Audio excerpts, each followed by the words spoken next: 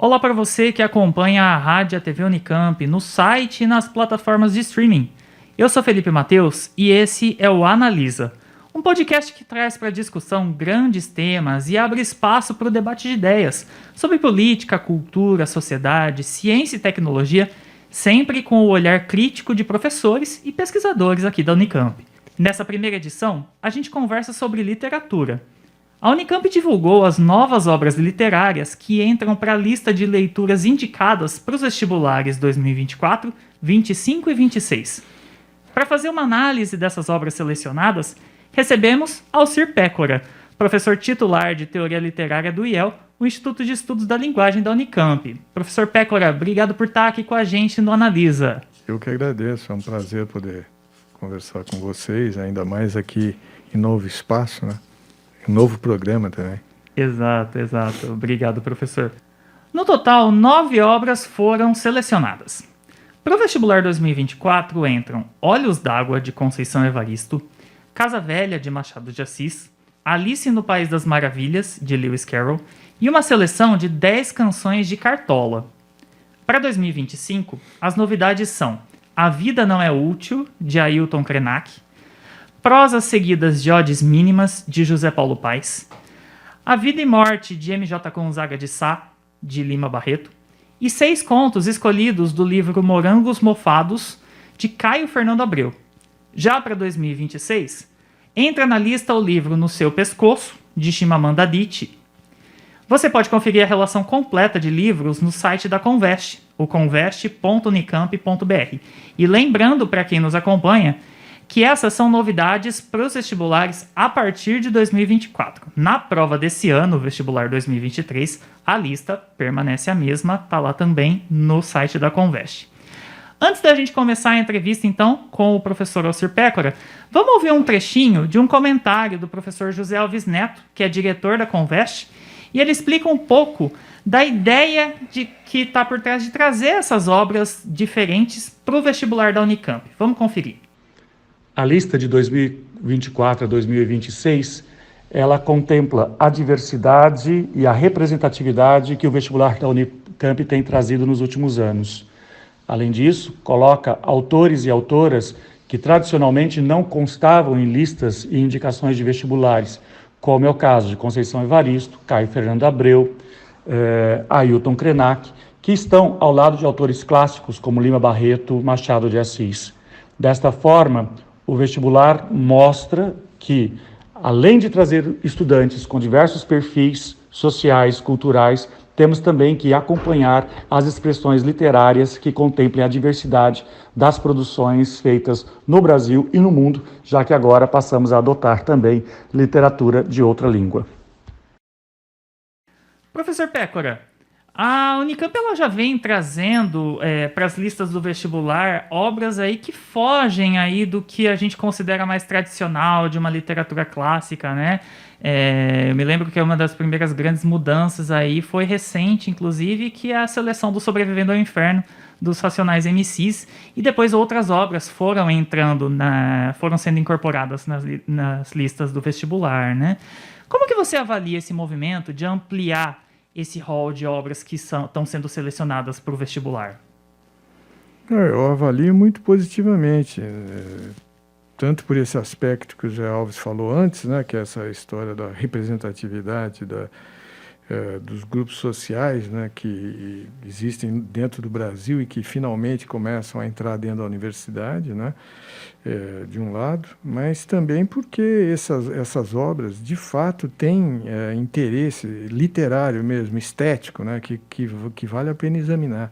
A gente estava muito fixado num determinado cânone, né, que era um pouco enquistado, um pouco que, na verdade, não tinha grande utilidade, nem, digamos, do ponto de vista da representação, não havia nenhuma, mas nem do ponto de vista literário, porque, em geral, esses cânones, ou o cânone que se tinha no Brasil, e particularmente em São Paulo, é um cânone que não é representativo nem da melhor literatura que se produzia aqui em termos eruditos.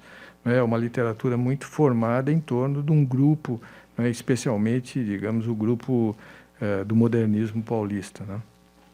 Antes até da gente começar a nossa entrevista, a gente conversava um pouco antes e o professor comentou também de elementos assim dessas inovações que fogem um pouco da noção de um público mais geral, como a escolha anterior até essa lista que a gente leu, mas a escolha de Olavo Bilac, né, professor?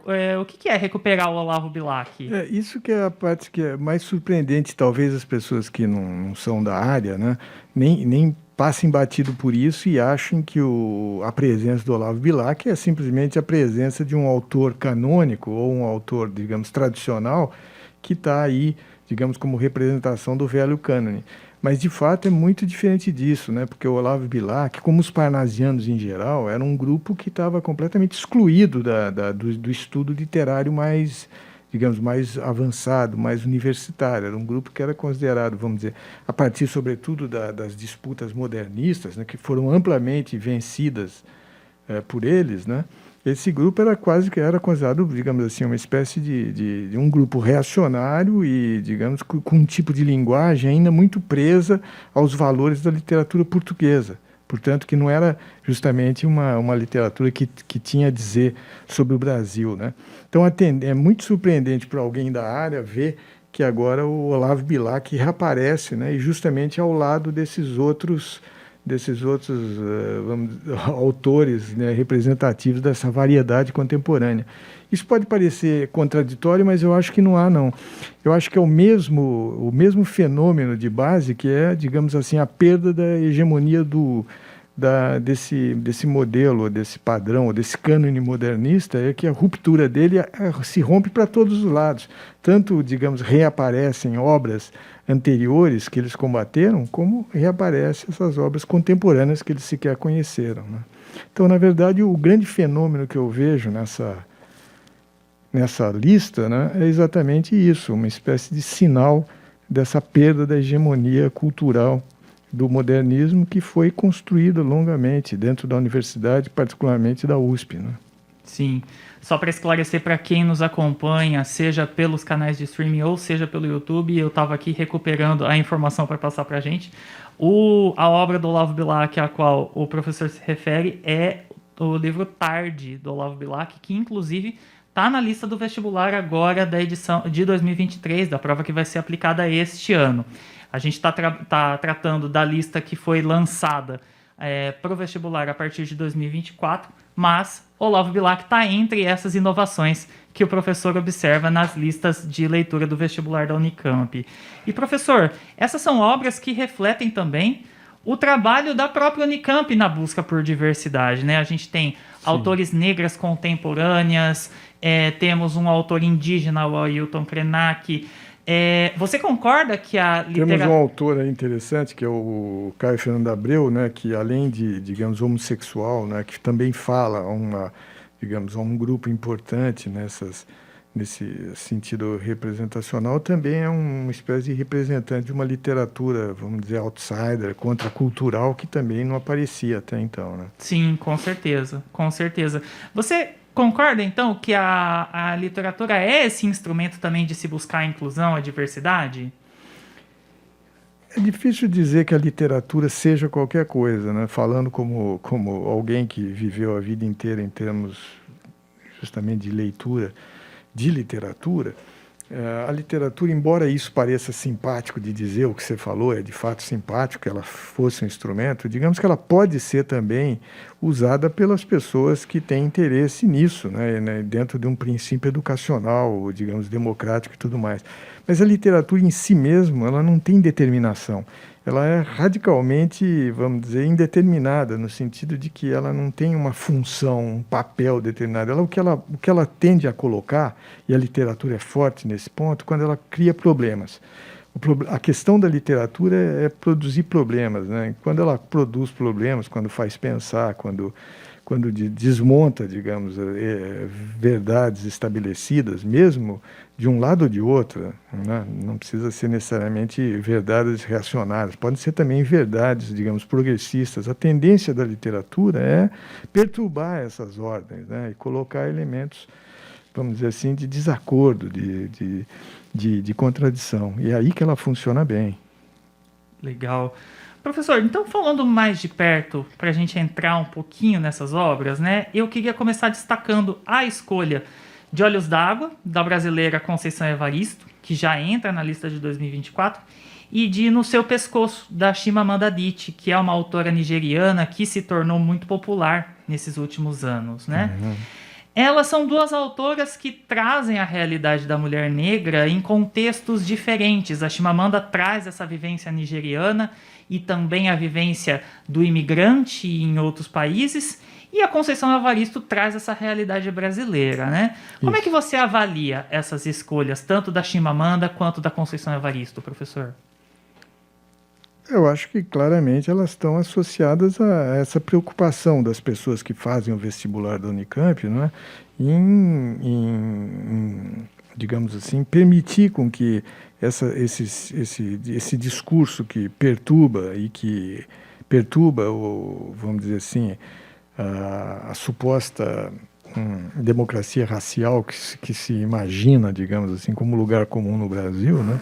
Ele perturba isso, complica isso e coloca em jogo discussões e elementos de injustiça enormes, né, raciais e tudo mais. Então, nesse sentido, eu acho que tem uma questão aí, sobretudo social, que eu imagino aí. Mas também é interessante, do ponto de vista literário, a observação dos gêneros que são pertinentes nessa literatura, vamos dizer assim, de contestação negra, por exemplo, saber quais os gêneros particulares em que isso funciona ou não funciona, né? A crônica, a poesia ou os contos. Aparentemente, aí se privilegiam os contos, né? Sim.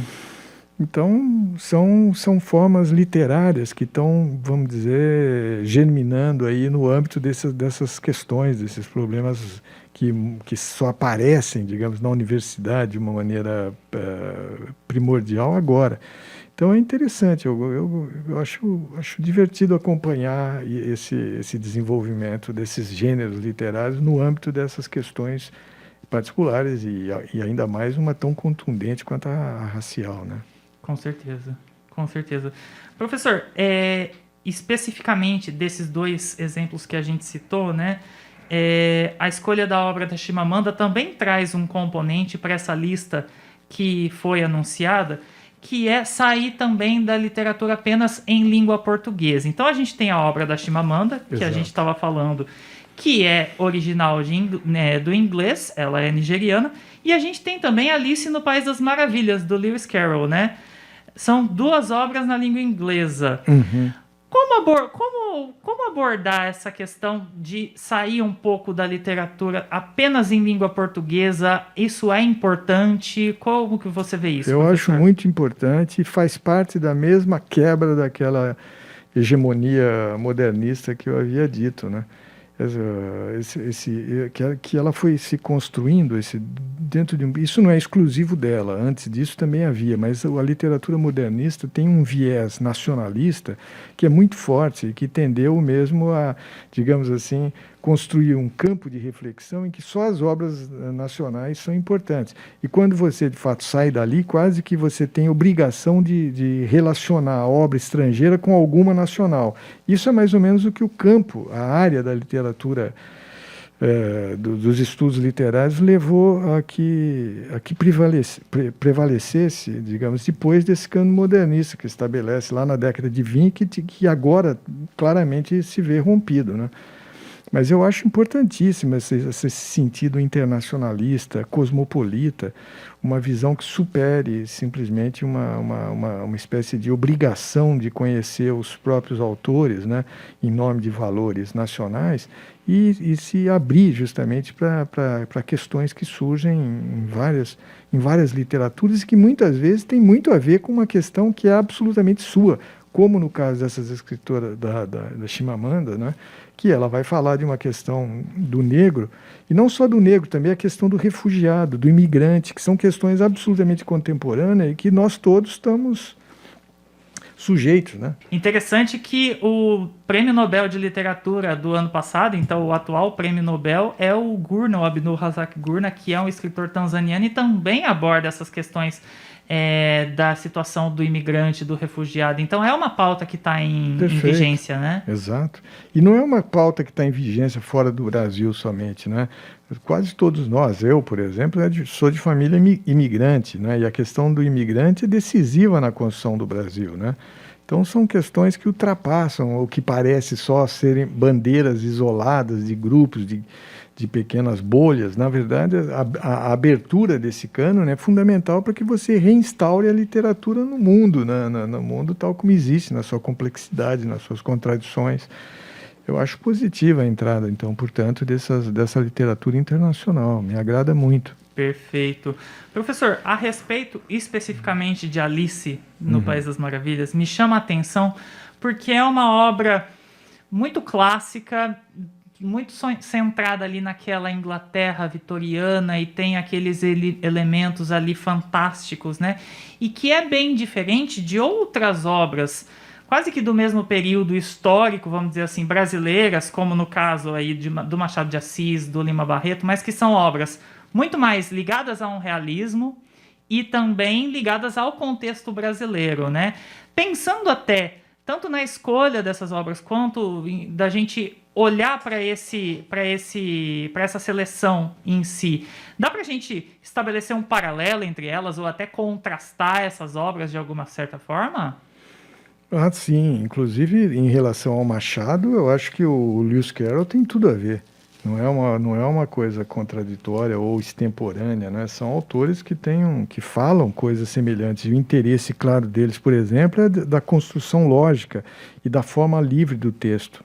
Os dois trabalham exatamente isso numa tradição de linha, mesmo inglesa, de que o Machado foi muito criticado na sua época, né? Se dizia muitas vezes que o Machado, porque ele rompia, ele era um leitor de literatura inglesa, né? Leitor de Sterne, de vários autores que tinham uma ideia de romance muito mais livre do que a literatura realista francesa, né?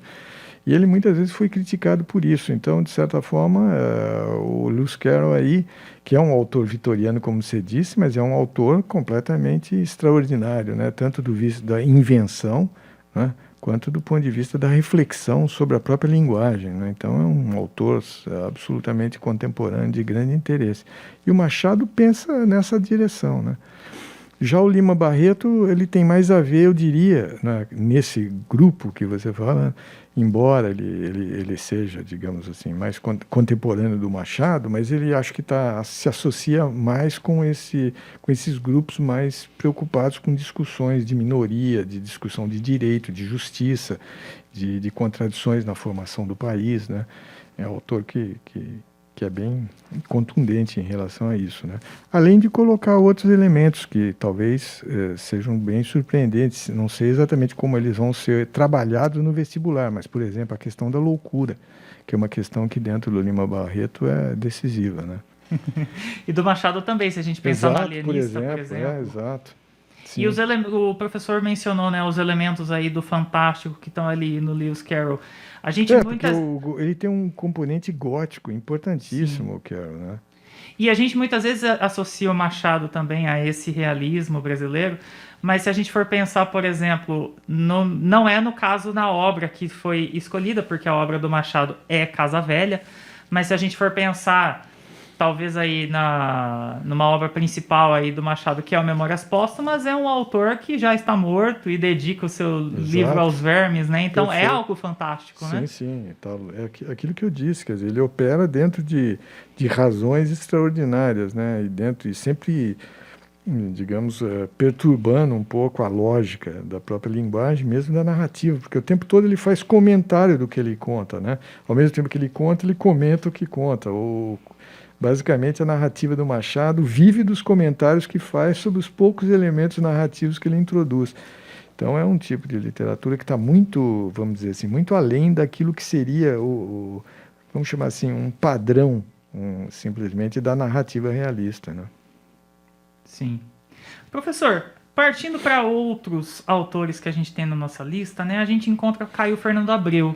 Queria que o senhor comentasse um pouco sobre a obra do Caio Fernando Abreu. No começo da nossa conversa, você até fez um pequeno comentário aí falando sobre ele, mas ele é um autor bem contemporâneo, publicou ali nos anos 70, nos anos 80, né? Uhum. E ele vem ganhando mais espaço no Brasil agora. Até um tempo atrás era engraçado que as pessoas atribuíam às vezes frases feitas aí a Caio Fernando de Abreu, até num sentido mais humorístico, né? Coisas assim, mais de memes aí de redes sociais. Mas quem que é esse Caio Fernando de Abreu? O que a gente pode falar sobre ele?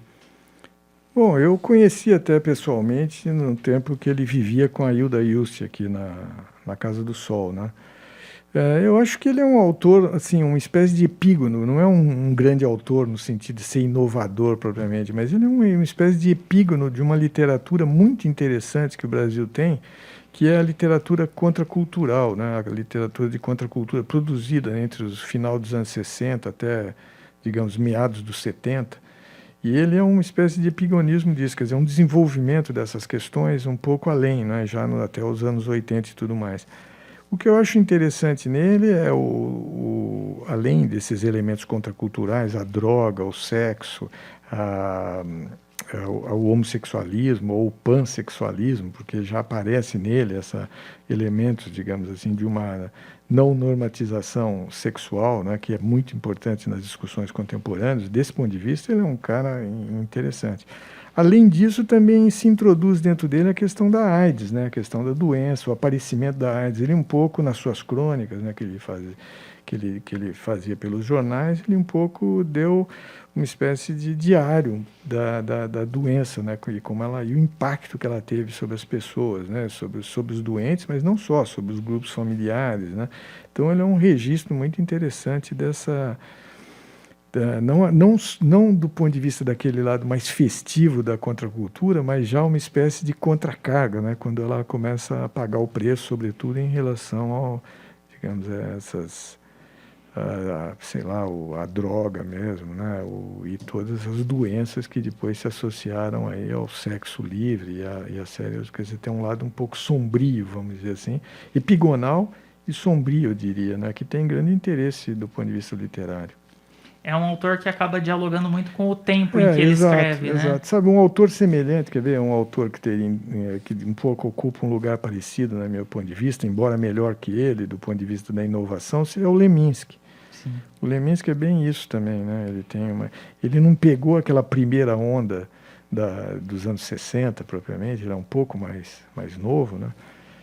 E ele desenvolve, a partir daí, várias radicalizações, né? No caso do Fernando Abreu, foi mais a questão das drogas e da AIDS, né? Da doença e tal, do homossexualismo. No caso do Leminski, tem mais a ver com uma junção de muitos gêneros diversos, né? Que ele faz poesia, que ele faz prosa, tem muita invenção, né? Eu acho que o grande livro dele foi o Catatal, né? Que é um livro que não é que ele seja um livro delicioso de ler. Ele começa delicioso de ler, mas é um livro muito experimental, que tem uma elaboração discursiva, é muito interessante. Nisso ele foi bem além do Caio Fernando Abreu, porque o Caio era um tipo de escrita mais, vamos dizer, mais arredondada, mas não diria convencional, porque era uma linguagem muito informal, muito própria do jornal, né? Mas ainda dentro de um quadro do inteligível, né? O Leminski, em alguns momentos, ele é mais radical nisso. Certo. Professor, queria falar agora de José Paulo Paes, que está nas listas com o Prosas Seguidas de Odes Mínimas. Uhum. E preparando o roteiro aqui da nossa entrevista, eu achei interessante que ele teve uma passagem também aqui pela própria Unicamp. Né? Ele foi artista residente, Exato. Trabalhou com tradução de poesia. Isso. Quem que é esse autor, professor, que provavelmente, muitas vezes, os vestibulantes podem não conhecer? Uhum. O Zé Paulo Paes esteve aqui no IEL, fez uma oficina de literatura que foi famosa no seu tempo, deu muito certo, né? Até tinha um amigo meu, que era professor também do IEL, que fez essa oficina do Zé Paulo, né, que foi o Eric Seibson, e ele fez lá traduções do Walt Whitman. Quer dizer, o Zé Paulo Paes é um cara, um escritor, quer dizer, digamos, de uma linha bem moderna, modernista, nós podíamos chamar de modernista, no sentido de que mais, vamos dizer assim, mais dentro de uma linha mais construtiva, muito econômica. Quer dizer, a informalidade nele está associada também digamos, a uma formulação muito seca, muito dura, muito econômica, muito breve, não é? São coisas, são relances quase que ele compõe, né? E também ele se abriu para vários lugares. Ele é interessante porque ele fez crônica, fez todo tipo de literatura, fez também poemas para criança, por exemplo, fez livros infantis interessantes, né? Também trabalhou com essas oficinas de poesia que hoje são muito comuns, né? Ele foi um dos pioneiros, acho, no Brasil. É um escritor interessante, eu acho, eu gosto. Digamos, se fosse para escolher, eu acho que diria que ele está mais ou menos numa linha cabralina, vamos dizer assim, numa linha do Cabral, esse tipo de literatura mais racionalista, vamos dizer assim, muito bem acabada, mas não com a mesma força ou a mesma radicalidade do João Cabral. Mas eu acho um escritor interessante, sobretudo para pensar, digamos assim, como é que a razão, né, se junta com essa informalidade para produzir uma literatura com grande poder de comunicação. Perfeito. Professor, para a gente terminar de passar por essas obras, a gente vai falar sobre a escolha de canções do Cartola. Foram selecionadas 10 questões e a presença da música, da canção, acaba sendo uma novidade em uma lista de obras de literatura, né? Uhum. Como é que esses dois universos, da música e da literatura, eles podem se combinar? A gente sabe que no início, ali na Idade Média, eles eram algo só, né? E nesse caso, como é que você avalia a seleção do Cartola? Interessante. O Cartola, eu acho que é um escritor típico que acontecia muito, né, desses sambistas, de fazer um tipo de letra, vamos chamar assim, ou de poesia em letra, né, poesia de música, que bebia muito no parnasianismo. Nesse sentido, ele é afim do Olavo Bilac, um tipo de literatura que usa palavras, vamos dizer, caprichadas, um certo preciosismo, uma linguagem, vamos dizer assim, diferente daquela de rua, né? Então ele tem não é uma literatura, vamos dizer, inovadora, pensando exclusivamente nas letras, mas é interessante, tanto por essa forma de impregnação parnasiana que ele tem, né? Como também, claro, pelo tipo de combinação que ele faz com um gênero muito tradicional, né, carioca, popular, como o samba, né? Essa junção de palavra e música, eu acho que ele foi um dos mestres disso, né? É interessante pensar essa análise que você faz, né, dele, essa proximidade que eles têm aí do ponto de vista da letra, então com os parnasianos, Curioso. com o local que ele ocupa, né, de ser uma pessoa negra periférica, Exato, associada ao samba. Você vê como as coisas cruzam lugares que estão muito longe do que a gente pensaria teoricamente. Esses, vamos dizer, nichos, esses guetos, essas bolhas, são totalmente desmentidas pela realidade, pela prática da literatura, né? Entre o Cartola, né, que tem essa origem super popular, né, no Morro e tudo mais, e esses autores que são, vamos dizer, representantes da elite carioca em particular, né, no caso, há uma clara comunicação, né? Sim, com certeza.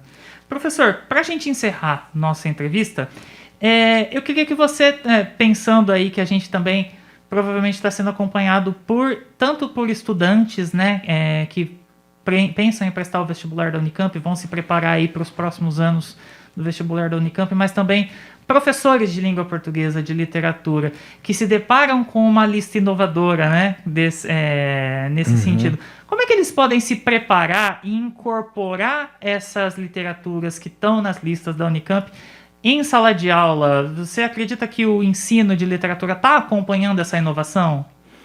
Acredito que sim, pelo que eu conheço, pelos meus filhos, né? Acredito que os professores, em geral, estão entusiasmados com essa abertura de cânone, né, para esses lugares diferentes e estão acompanhando. Eu acho que sim. Mas eu acho que a questão do ensino da literatura, para mim, ele praticamente se resolve com uma coisa que é a leitura, entendeu? A leitura é fundamental, quer dizer, você está sempre exposto a livros diferentes, ter gosto pela leitura. E quando eu digo isso, não significa, obviamente, ler só livros escolhidos para o vestibular, né? Quer dizer, a melhor forma de você se preparar para os livros do vestibular é ler muitos livros além daqueles que estão no vestibular, né? Essa lista é uma amostra, ela não significa muito como ela é uma coisa importante, ela representa essas aberturas, essas que nós estamos dizendo, mas o que conta realmente na literatura é a exposição da inteligência aos livros, entende? Então, acho que a melhor coisa que os professores, como os alunos, têm de fazer é ler o máximo que pode, né?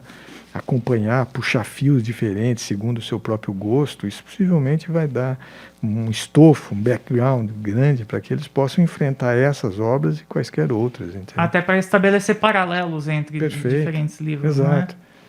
Exatamente. Alguém que só lê um único autor não fica craque nesse autor, porque na verdade esse autor vive num contato com muitos outros, entende? Se você fica só, digamos, lendo um autor, você sabe pouco, inclusive, sobre ele, porque você não percebe essas conexões, entende? Eu acho que esse é um mistério importante da literatura, é esse, né? De que literatura puxa literatura, né? E quanto mais você vai fundo dentro dela, mais há outras literaturas para serem lidas, né? Alcir Pécora, professor titular de Teoria Literária do IEL, muito obrigado por estar aqui com a gente no Analisa. Imagina, foi um prazer. Esse foi o Analisa, o podcast da Rádio TV Unicamp, para a gente discutir grandes temas com professores e pesquisadores da universidade. Trabalhos técnicos de Otávio Silva, João Ricardo Boi e Kleber Casablanca. Acompanhe os nossos canais de comunicação no portal unicamp.br e nas nossas redes sociais. Obrigado pela companhia e até a próxima edição.